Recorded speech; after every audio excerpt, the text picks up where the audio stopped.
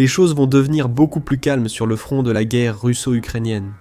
Des images récentes ont révélé que l'Ukraine a développé ce qui semble être un véritable drone d'attaque furtif. Surnommé le fantôme dans le ciel, il allie une aérodynamique de pointe à la tradition du pays de donner des noms évocateurs aux drones pour les opérations nocturnes. Ce n'est pas un simple quadricoptère commercial modifié avec des explosifs. Ce que nous voyons marque un grand progrès dans la technologie des drones ukrainiens. Nous sommes passés de petits drones et de porteurs de bombes relativement simples à une plateforme furtive à réaction spécialement conçue qui emprunte des principes de conception aux avions furtifs les plus avancés. En gardant la philosophie d'expandabilité, de production de masse, d'innovation audacieuse et de réutilisation des ressources. C'est justement cela qui a rendu les drones ukrainiens si terriblement efficaces au départ. Notez que les informations limitées disponibles suggèrent que ces drones mystérieux sont actuellement testés sur le terrain en petit nombre, probablement pendant que l'Ukraine évalue leur efficacité face à la défense aérienne et aux opérations de lutte anti-drones russes. Même avec ces aperçus et quelques gros plans de drones abattus, on peut imaginer qu'ils repousseront encore les limites de la guerre par drone. Explorons ce qui alimente ces drones, leur comparaison avec les anciens modèles et l'importance de ces différences. Le drone stealth se distingue nettement des innovations ukrainiennes habituelles sur le champ de bataille. Il n'y a ni modification grossière, ni ruban adhésif, explosif, caméra ou composants bricolés, comme dans leur premier programme de drone. À la place, ce que l'on voit, c'est l'image d'un appareil élégant qui semble tout droit sorti de l'imagination des ingénieurs aérospatiaux de Northrop Grumman, avec des options de matériaux illimités et un budget sans limite. Plus précisément, le drone présente une configuration d'aile delta relativement discrète, notamment avec des stabilisateurs verticaux inclinés. L'aile delta a été choisie pour réduire la section radar, rappelant les avions militaires efficaces des années 1970 et après. L'absence d'angle droit disperse les ondes radio utilisées par les radars des défenses aériennes pour détecter les aéronefs. Une plus faible part de l'onde d'origine atteint l'antenne réceptrice. Le logiciel signale une taille inférieure à la réalité, le rendant moins visible ou ignoré. Le stabilisateur vertical incliné est similaire aux avions furtifs classiques, qui emploient souvent des doubles stabilisateurs inclinés. Voyez les F-18, F-35 et même le furtif F-117 ou alors ils sont supprimés. La coque des B-2 Spirit et du futur B-21 Raider ressemble à celle d'un drone furtif signalé en 2024. La présence d'un stabilisateur vertical est probablement une concession de conception pour garantir que l'appareil dispose réellement d'assez de portance, d'aérodynamisme et de stabilité.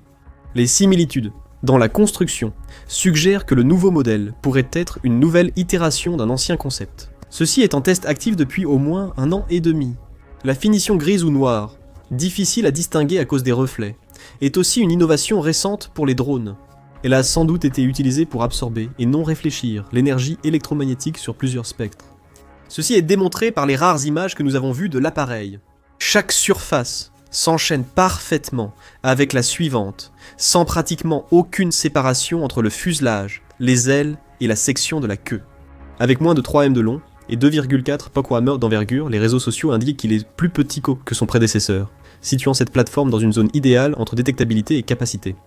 Elle était bien plus petite que les drones furtifs américains ou russes, qui mesurent 4,2 à 4,5 mètres de long et ont une envergure bien supérieure. En même temps, le drone est suffisamment grand pour transporter des charges explosives capables d'endommager ou de détruire des chars, des batteries radars ou peut-être même des bâtiments. La construction réelle du drone est inconnue au moment de la réalisation de cette vidéo, mais un modèle antérieur pourrait nous donner une indication. Selon une analyse des informations publiques, le drone n'a sans doute pas de structure renforcée, mais utilise de la fibre de carbone et de verre partout. C'est une des combinaisons les plus probables offrant solidité, durabilité et aptitude au vol. Ces composites de surface reflètent moins le radar que les matériaux métalliques, renforçant le profil furtif.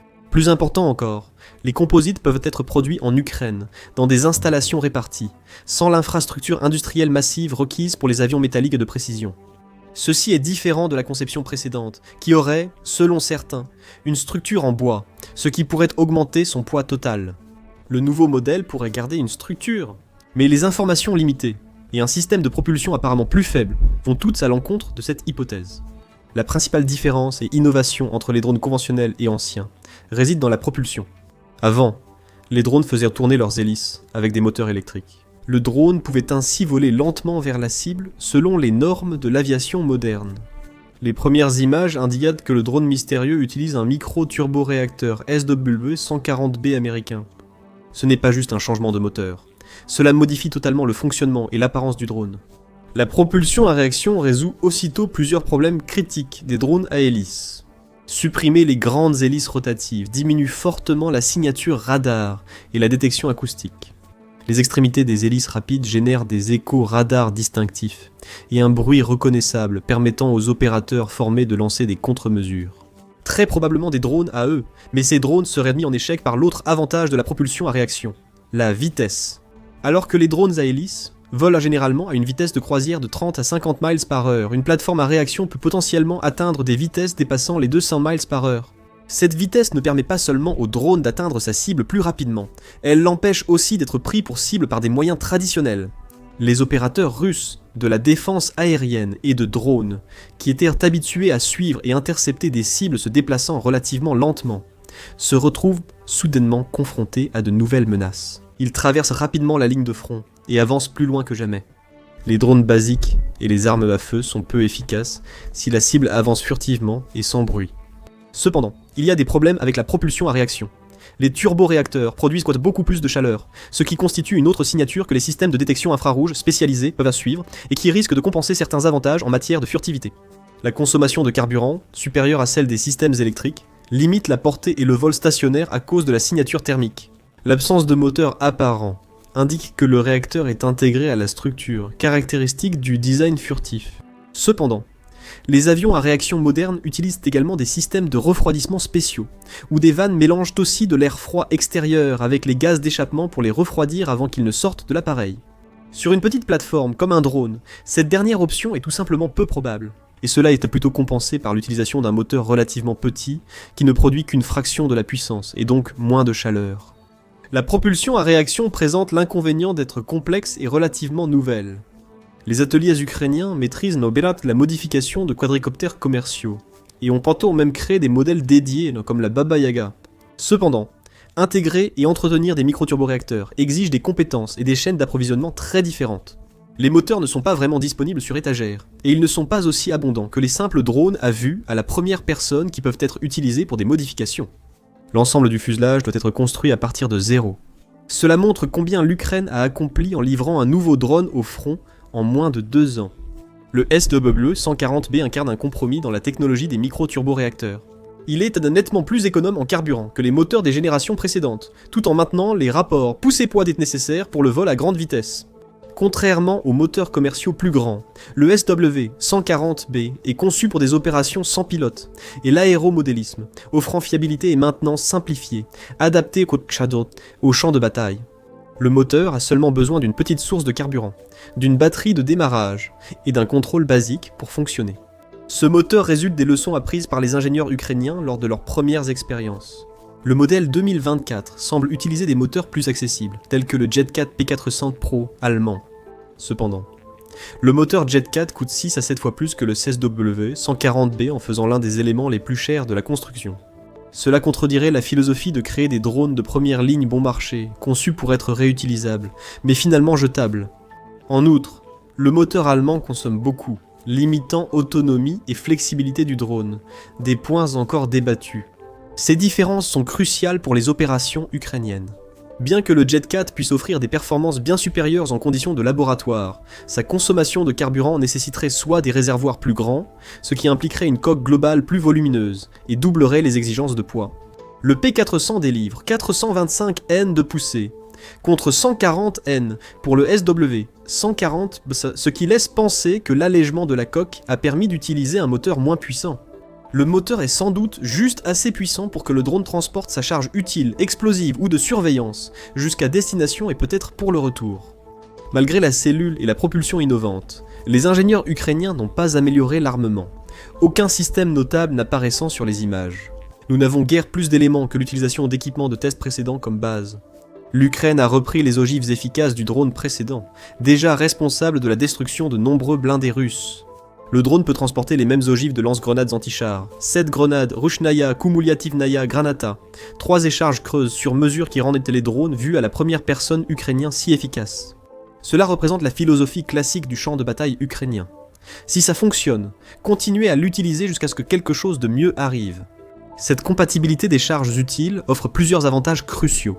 Les forces ukrainiennes savent déjà que ces munitions sont efficaces contre diverses cibles russes. Ainsi, vous pouvez déployer exactement le type de munition nécessaire en fonction de la cible que vous chassez lors de chaque mission. Les chaînes logistiques des explosifs et composants d'ogives existent déjà, reposant sur les stocks soviétiques du pays, désormais en baisse et réapprovisionnés par les livraisons occidentales. Surtout, les opérateurs de drones n'ont pas à apprendre de nouveaux systèmes d'armes. Ils se concentrent sur la maîtrise des caractéristiques de vol et de la furtivité pour planifier de nouvelles approches et mener diverses missions dans le même espace aérien. Même sans détail sur la capacité d'emport, elle devrait ressembler à celle d'autres plateformes ukrainiennes performantes. Assez pour transporter des ogives anti-chars dans un espace aérien défendu. Tout comme les véritables modèles réduits d'avions, le drone semble être un simulacre d'un petit bombardier furtif. Il est conçu pour frapper précisément des cibles de grande valeur, protégées par des méthodes classiques de détection et d'interception. En cherchant des objets lents ou de grande taille, un drone rapide et de petite taille ne serait qu'un simple point sur le radar, qui pourrait rapidement s'avérer mortel. Pourquoi louons-nous un drone ressemblant à un bombardier furtif avec seulement 3 photos ? Nous devons comparer l'approche de l'Ukraine au programme de drones furtifs des grandes puissances, comme la Russie et les États-Unis. Le S-70 Okhotnik B russe, signifiant « chasseur », illustre l'approche classique du développement de drones furtifs, et les volantes de 18 mètres conçues pour compléter les chasseurs multirôles. Sur le papier, il est redoutable avec une conception furtive censée égaler ses homologues occidentaux. Cela semblait vrai jusqu'à ce que des images montrent que la Russie a détruit un drone incontrôlable et que l'Ukraine en a abattu un, dévoilant la réalité derrière la propagande. Les débris récupérés révélèrent des écarts visibles, des fixations métalliques, et une construction rendant la furtivité peu crédible. Le reconnaissance Quest 170, sentinelle américain, a suivi une voie similaire, repoussant les limites des drones. En intégrant une véritable technologie furtive de pointe dans une plateforme conçue pour des missions de surveillance en profondeur, le drone mystère de l'Ukraine appartient à une catégorie totalement différente. Il n'essaie pas d'être une plateforme de renseignement réutilisable comme le reconnaissance Quest 170, ni de rivaliser avec le Okhotnik B. Il s'agit plutôt d'une plateforme à furtivité relative, conçue dès le départ pour être jetable et potentiellement plus dangereuse. Cette différence philosophique est très importante en pratique. La Russie doit soigneusement évaluer les coûts avant de risquer ses rares prototypes d'Okhotnik B au combat, dans une guerre déjà trop longue. Les États-Unis déploient prudemment leurs sentinelles irremplaçables pour éviter qu'elles ne soient abattues, conformément aux normes actuelles, et que des acteurs étrangers imitent pour sa technologie. Comme en Iran en 2011, ce drone avancé demeure l'un des secrets les mieux gardés du pays. En revanche, l'Ukraine semble développer des drones furtifs spécialement conçus pour être perdus au combat. Leur objectif n'est pas de rentrer, mais d'atteindre leur cible et d'exploser. L'apparition de drones furtifs ukrainiens survient à un moment où les systèmes de défense aérienne russes montrent de plus en plus de signes de tension et de défaillance. En mai, l'Ukraine a détruit un système de missiles anti-aériens, Buk M3 russe, et un système de lance-roquettes multiples Ouragan 1, système de lance-roquettes multiples. Début août, l'Ukraine a détruit un système S-300 dans la région occupée de Zaporijia. À la même époque, les S-300 iraniens importés de Russie se sont avérés inutiles face aux forces israéliennes et américaines. Les systèmes de défense aérienne russes, S-300 et S-400, ont été conçus quand les menaces aériennes étaient plus grandes. Des plateformes chères méritant des missiles intercepteurs coûteux. L'équation était simple. Investir $1 million dans un missile pour détruire un avion de chasse, ou bombardier valant 100 millions. Même avec le S-500, la Russie jugeait rentable d'investir à long terme dans les radars et d'assumer le coût d'un missile pour intercepter un avion furtif. Les drones bouleversent cette équation. Comme un drone coûte entre 20 000 et 50 000 $, tirer un missile contre lui n'a aucun sens. Cette méthode traditionnelle ne fonctionne pas pour des centaines de drones. À la place, les contre-mesures électroniques, la guerre drone contre drone et les options d'engagement à courte portée comme les tirs d'armes traditionnels sont devenues les solutions privilégiées pour tenter de suivre le rythme. Les deux camps ont misé sur la détection des drones et l'usage de brouilleurs pour les neutraliser avant qu'ils n'atteignent leur cible. Les capacités furtives de cette plateforme ukrainienne ciblent les faiblesses des nouvelles défenses. La défense aérienne traditionnelle est rarement utilisée pour détecter les drones. À la place, la Russie s'appuie sur un radar plus petit et à plus courte portée pour une intervention rapide. Et ces systèmes en rail ont été conçus pour intercepter des drones qui émettent en permanence des ondes électromagnétiques dans le cadre de leur signalisation de contrôle, ou qui possèdent une plus grande surface équivalente radar en raison de leur construction volumineuse, aussi bien horizontalement que verticalement. La forme profilée des drones peut contourner le radar du système. Conçu pour fonctionner de façon autonome grâce au positionnement inertiel et système de positionnement global, il réduit la communication avec l'opérateur et peut remplir sa mission sans contrôle à distance continue. La propulsion à réaction rend le drone plus rapide, lui permettant de couvrir plus de terrain et d'échapper aux drones classiques. Ces nouveaux systèmes visent aussi à renforcer la guerre psychologique ukrainienne. Les opérateurs russes, habitués à des drones prévisibles, font soudain face à des plateformes surgissant et disparaissant de leurs écrans de façon imprévisible. Le risque de rater un drone furtif, en plus d'éviter les nombreux drones vus à la première personne, peut vite pousser les soldats russes à battre en retraite ou à se rendre face aux forces ukrainiennes. Le drone plus furtif devient bien plus efficace pour inverser la tendance économique de la guerre. Les drones vus à la première personne, bien que peu coûteux à produire ou modifier, subissent de lourdes pertes. Il fallait environ 5 unités pour atteindre la cible. Un rapport de Wired affirmait que l'Ukraine avait réussi à obtenir une victoire significative en augmentant le taux de réussite des drones de meilleure qualité de 30 à 70%. Ainsi, ces drones, pourtant abordables, finissent par coûter plus de 6 chiffres. C'est fréquent pour les modèles haut de gamme ou les drones longue portée en guerre. Si les drones furtifs sont efficaces, l'Ukraine pourra transférer des ressources des drones vus à la première personne vers leur production. Si un drone furtif réalise autant que plusieurs vues à la première personne ou des modèles avancés, son coût supplémentaire serait justifié. Cela ne veut pas forcément dire que l'Ukraine attaquerait moins vite. Au contraire, cela rend chaque attaque plus susceptible de réussir, donnant aux opérateurs ukrainiens plus de confiance pour innover.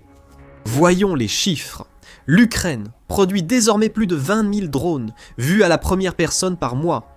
Cependant, les plateformes avancées, comme les modèles de surveillance longue portée ou furtifs, dépassent largement cette marge d'erreur. Par exemple, environ 30 000 drones bombardiers, comme le Baba Yaga, des drones bombardiers multiples, ont été produits tout au long de 2024. Même si les chiffres doublent, il s'agirait de 60 000 drones bombardiers, couvrant probablement la nouvelle catégorie furtive. Le nombre réel de drones furtifs pourrait atteindre plusieurs centaines en 2025. Leur quasi-absence dans les grands reportages des deux camps en est sans doute une preuve. Ils pourraient viser des cibles importantes, être confondus avec un autre système ou leur usage est caché par les médias russes pour éviter les scandales. Dans tous les cas, l'approche furtive ne renversera probablement pas des stratagèmes entiers, mais deviendra plutôt une partie d'un système à plusieurs niveaux. Les vues à la première personne conventionnelles servent ici aux attaques de saturation et à la surveillance de la ligne de front. Les modèles longue portée servent à détruire des cibles lointaines. Les plateformes furtives servent à repérer et exploiter les failles des systèmes conçus contre les menaces connues. Le développement des drones furtifs ukrainiens a des conséquences dépassant le conflit en cours. Nous voyons qu'un petit pays peut devenir un pionnier de la guerre moderne. Atteindre des capacités de production et d'innovation autrefois réservées aux superpuissances. Des budgets de défense énormes et des années de recherche. La disponibilité de micro-turboréacteurs, de matériaux composites et de conceptions furtives open source fait que la seule vraie limite de l'Ukraine pour faire la guerre est le nombre de personnes et l'argent qu'elle peut y consacrer.